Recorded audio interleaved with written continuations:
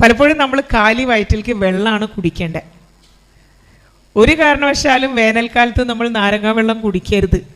ഇതൊക്കെ എത്ര നമ്മൾ കേൾക്കുന്നു, നമുക്കൊക്കെ അറിയാം, പക്ഷെ ചെയ്യാൻ കുറച്ച് ബുദ്ധിമുട്ടാണ്.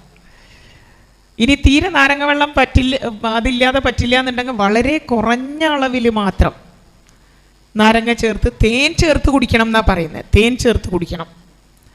അല്ലെങ്കിൽ നമുക്ക് കുടിക്കാൻ പറ്റിയ വെള്ളം ഏതാണ്? നോമ്പ് തുറക്കുമ്പോൾ ഏതാണ്? കരിക്കിൻ വെള്ളം നല്ലതാണ്. ഏറ്റവും നല്ലതായിട്ട് കരിക്കിൻ വെള്ളം പറഞ്ഞാൽ എന്നിപ്പോൾ കരിക്കിടാൻ പറ്റൂലല്ലോ. എത്ര ദിവസം നമ്മൾ കരിക്ക് കുടിക്കും?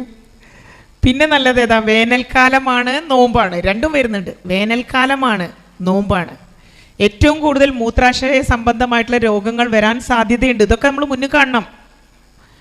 ശരിയായ രീതിയിൽ വെള്ളം അകത്തേക്ക് ചെന്നില്ലെങ്കിൽ എന്തായാലും മൂത്രാശയ സംബന്ധം യൂറിനറി ട്രാക്ട് ഇൻഫെക്ഷൻ വരും അല്ലേ?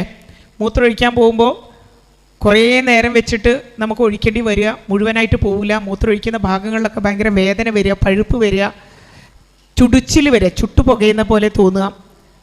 ഇങ്ങനെയുള്ള യൂറിനറി ട്രാക്ട് ഇൻഫെക്ഷൻ ഏറ്റവും കൂടുതൽ വരുന്നൊരു കാലഘട്ടം കൂടിയാണ് വേനലും റമദാനും കൂടി വരുമ്പോൾ. അപ്പോൾ നമുക്ക് എന്ത് വെള്ളം ഉൾപ്പെടുത്താം?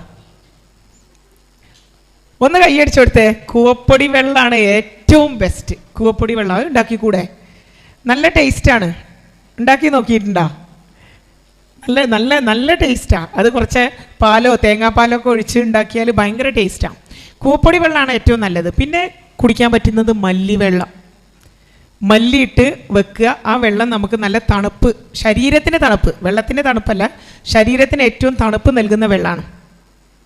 ഈ വെള്ളത്തിലൊക്കെ എന്ത് ചെയ്യണം എന്നറിയോ? ഒരല്പം ഏലക്കായ പൊടിച്ചിടണം.